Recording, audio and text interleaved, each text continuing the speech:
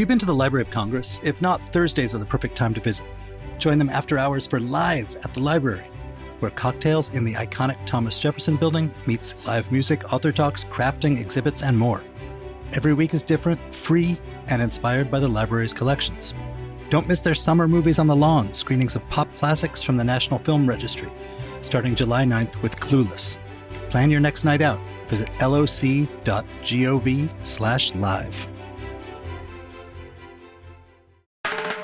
This is Your City Could Be Better, because it could be. I'm David Plotz. If you love your city and still complain about it, you're in the right place.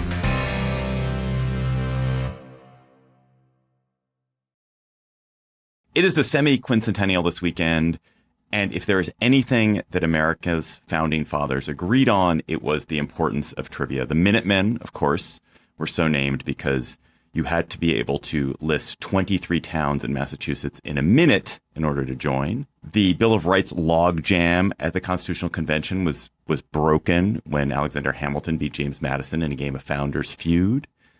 And here at Your City Could Be Better, we are going to celebrate the 4th of July in the same spirit with a friendly, or maybe unfriendly, trivia competition between me and our celebrity guest. And our celebrity guest honestly daunts me. I'm terrified of her. Alexandra Petri is not only one of the funniest columnists in America, as she proves regularly in The Atlantic, but she's also the author of a book of fake U.S. history, Alexandra Petri's U.S. History, Important American Documents I Made Up, which I have on the shelf behind me. I was just trying to find it before Alexandra came on so I could have a cheat sheet. Hello, Alexandra. Welcome to Your City Could Be Better. Oh, thanks for having me. So we're going to face off in a game moderated by one of America's top trivia entrepreneurs, who is also the host of CityCast Twin Cities, Sean McPherson. Sean is the co-founder of Trivia Mafia, the Midwest's largest trivia business, whatever that means. Hello. Hello, Sean. What does that mean? I love the intro that adds whatever that. Alexander wrote a book. He didn't say whatever that means. Yeah, whatever that is. Collection of pages bound, I guess, together. No. Yeah, but it takes a little more explaining. 19 years ago, I started a trivia night with my friend Chuck, and has grown into this big business. We have over 250 trivia nights a week with a staff of people who write questions, but also a staff of people who go out and read these questions at bars.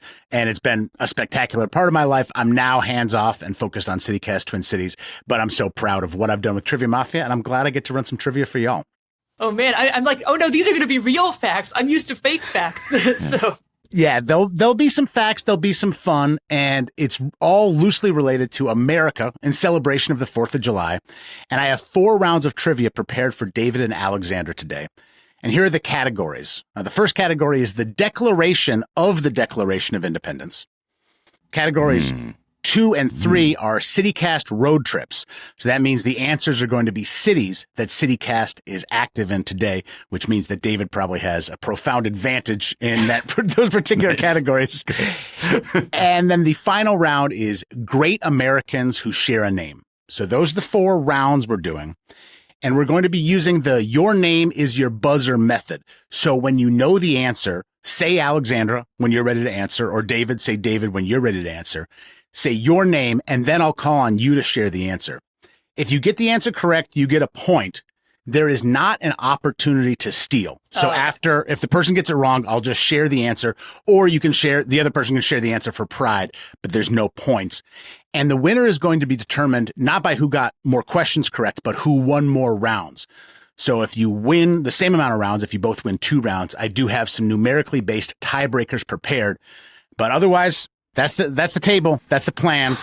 David and Alexandra, are you ready for the Declaration of the Declaration of Independence? Yeah. Before we start, I learned the most amazing fact. Can I start with one trivia question? Because if I don't share this trivia question, it'll sit in my head and I won't be able to think. So I learned there is one and only one American president who did not speak English as his native language. Do you know who it is? Yeah, Martin Van Buren. Yeah. The one, the only, old Kinderhook. Yeah. I just learned this yesterday. And he spoke Dutch, right? That's what he grew up speaking? Yeah. Oh, man, you guys are going to kill me. Well, if it's all Martin Van Buren questions, then I'm ready. But Round 5 is MVB. No, we are doing the Declaration of Independence. Here is question number 1. The first confirmed public readings of the Declaration of Independence took place on July 8th, 1776. The readings took place in Easton and Philadelphia, Pennsylvania, as well as a city that would serve as the capital of the United States for 53 days in 1784. Name that city. Alexandra?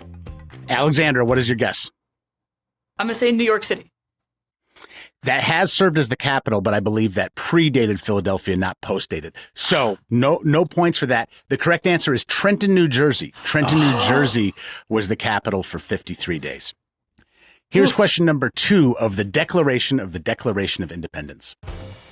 A 47-page pamphlet released on January 10th of 1776 was instrumental in swaying public opinion toward favoring independence from Great Britain. The pamphlet was released anonymously, but is now attributed to what English-born founding father? Plotz. All right, David, we are ready. Because he's so good at pamphlets, I'm just going to say Tom Paine. That is correct. Yeah. You must say like as a personal friend. Good old Tom Paine. I've only ever heard of his Thomas Paine. Yeah, to me, he's Tom. Yeah. He was, I think, a notoriously unpleasant person. I think that I remember A real learning pain, that. if you will. Yeah. No points for jokes. So I cannot give you a point for that one, Alexandra. Here is question number 3 of the round. John Trumbull's painting, The Declaration of Independence, has become the standard depiction of the famous signing. On what denomination of money can you find a reproduction of that painting? Plotz. We're ready, David. The $2 bill. That is correct. Here is another question.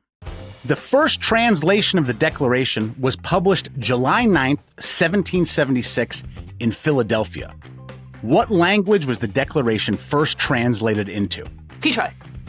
I'm ready, Alexandra. I'm going to say French. That is not correct. I'm so You're sorry. kidding me. What? German. Oh. It was first translated into German for Philadelphia communities. What were we doing? Oh, my God. Wow. This Strong one and is wrong. Okay. That was I'm 0 tough. for 0. That was tough. this is the final question of this round and is a little bit related to the Declaration of Independence. Benjamin Franklin would likely have had a larger hand in writing the Declaration of Independence, but he was sidelined at the time with a form of inflammatory arthritis. What is the better-known Petri. name for... All right, Alexandra. Gout. Gout is correct. Yes! One. Well done. That does mean that David wins this round Yep. because David had 2 correct and Alexandra had 1 correct. How is everybody feeling? You like the format? You comfortable? Oh, yeah. I mean, not really, but okay. Okay, so this one is called a CityCast road trip. Here's the situation in this. Every answer in this round will be the name of a CityCast city, meaning a city that we have a newsletter podcast going in. What is the second most populous state capital in the U.S.? Plotz. All right, David, what's your guess? Austin? That is correct. 1 point. Question number 2. What was the first state capital in the Confederacy to be taken by Union forces? Petri. Plotz. Oh. You go. Go ahead. Yeah, we're giving it to Petri. I'm going to say Nashville. That is correct. 1-1. Well done. What city has acquired more professional sports teams in the U.S. in the past 10 years Plotz. than any other city? David. Las Vegas. Yeah. Las Vegas is correct. What city is home to the self-proclaimed largest independent new and used bookstore in the world? Plotz. All right, what's your guess, David? Portland. That is correct. Howell's Books. I've been there. It's a great bookstore. What city is home to America's oldest zoo?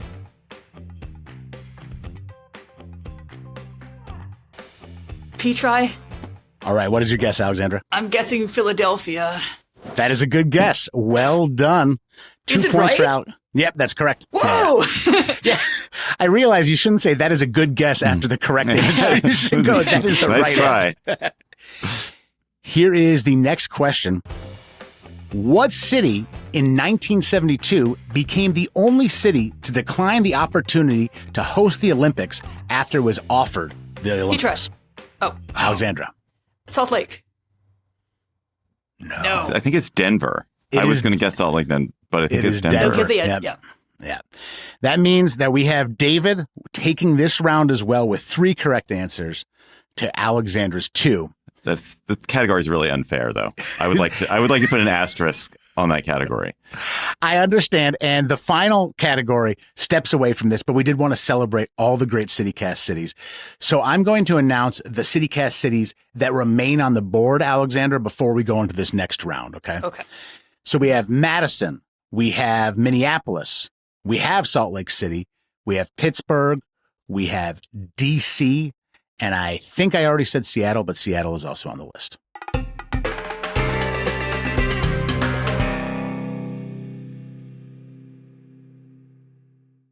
I have a bit of good news to share from our sponsors at the DC Department of Behavioral Health. And that is that DC is turning a corner, and the numbers back it up.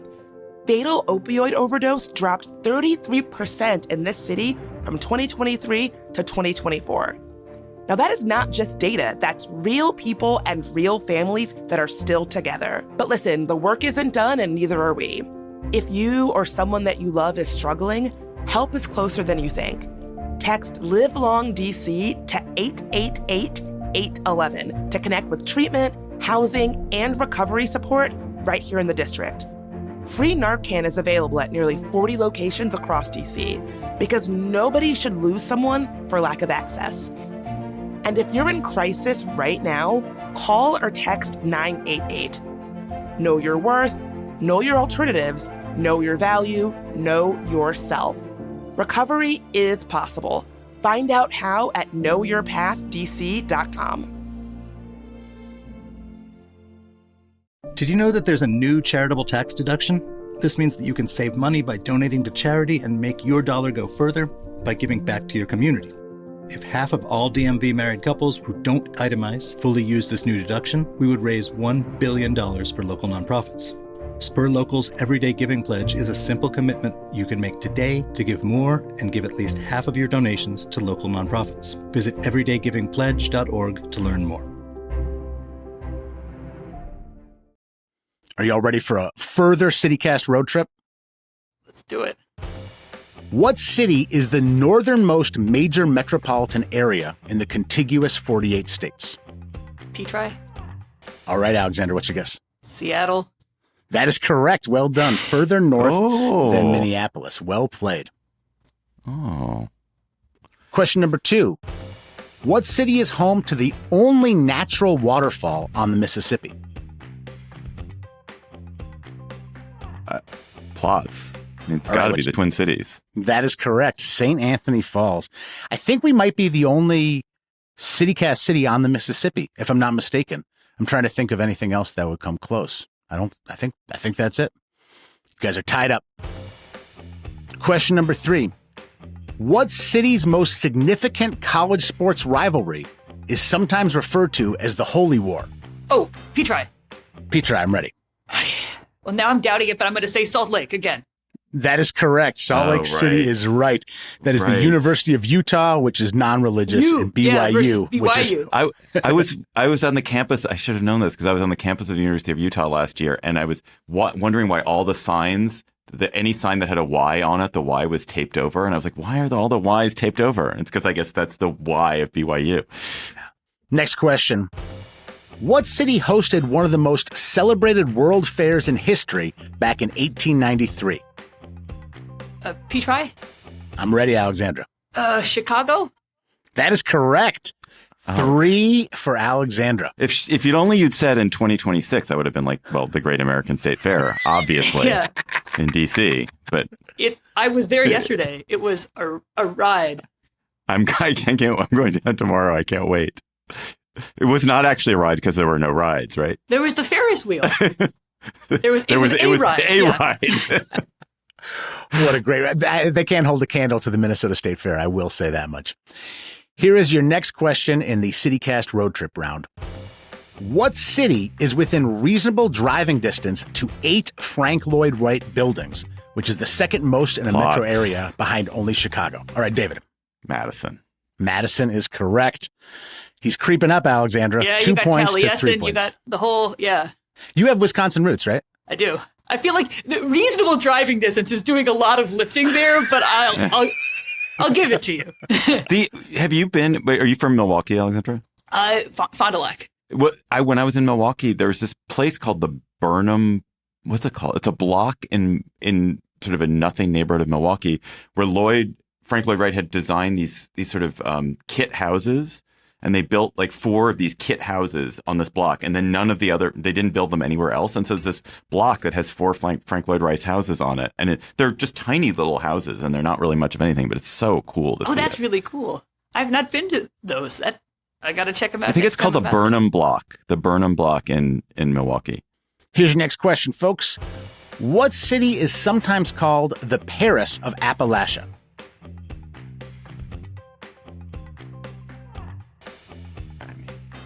Plotz, I guess it's Pittsburgh. That is correct.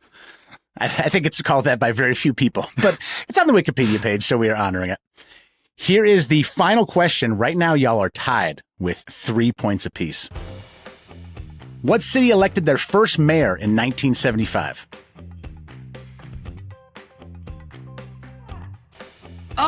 I'm probably wrong, but I'm going to say Petri, and then I'm going to say DC. That is correct. They did not have a mayor until 1975. Alexandra, you got one of the rounds that we favored David Plotz in because of the CityCast advantage. How do you feel right now? Oh, I'm a little bit relieved because I was worried I was just going to be completely swept. So I'm glad I'm not being completely swept. We have a competition on our hands because if we want to, I'd love to see Alexandra win this next round, and then we'll have a tiebreaker. But if David does win this final round, then the game is over. Nixon 5, baby.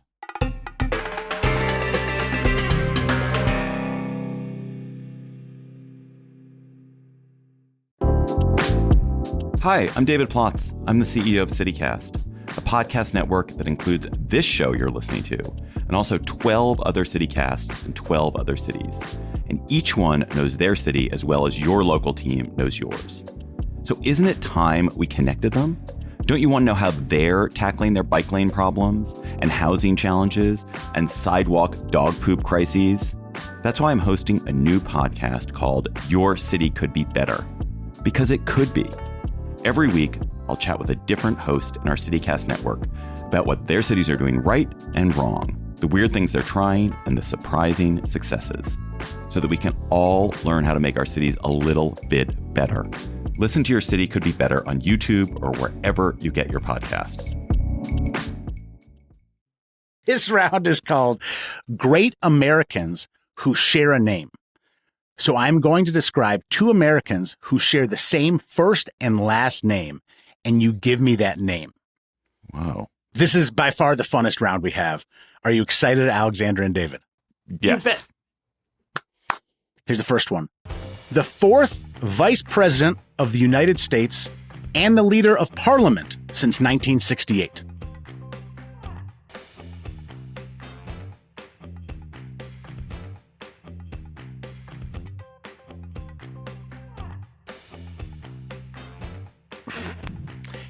Plotz. Okay, we're ready. James Monroe. I'm just going to guess that Monroe was Madison's vice president. No. Okay. This person also had a dual role as the leader of Funkadelic, George Clinton. George Clinton has been the leader of Parliament since 1968 and was the 4th vice president. I was thinking of the wrong Parliament, and I was like, we didn't have a vice president named Prime Minister. What are you talking about? But that's on me. Here comes the next one. An actor celebrated for his collaborations with Ryan Coogler and the wealthiest athlete of all time. Petri, go for it. Who is Michael Jordan? That is correct. Michael Jordan and Michael B. Jordan. Next one. The longest serving judge on American Idol and the replacement for Jermaine in 1975. Go for it, David. Hey, I like you were going straight to Jeopardy. Who is Randy Jackson? That is correct. David, you got that one, so we are tied up. Here's the next one. The subject of a #1 hit for Kim Carnes in 1981 and a legendary funk vocalist famous for her racy song, He Was a Big Freak. Plotz. Go for it. Betty Davis? Betty Davis is correct. The funk vocalist, Betty Davis, and the actor, Betty Davis. Final question? Is that possible? Ooh, okay. The filmmaker famous for writing and starring in Swingers and the speechwriter and co-founder of Crooked Media. Oh, Petri. Petri, we're ready. Jon Favreau. That is right. That means we have a tie for this round. So first we have to settle that, and then we'll go to the tiebreaker. It's like multiple tiebreakers. Multiple tiebreakers. Okay. Wouldn't it have been funny if that Jon Favreau was the same person? It took me a while to realize it wasn't the same person. I thought Randy Jackson was the same Randy Jackson, like who joined the Jackson 5. Yeah, definitely and I was thought that. wrong about that. Yeah. So for our numerically based questions, you want to get as close as you can, whether you go over or under. It's whoever gets closest.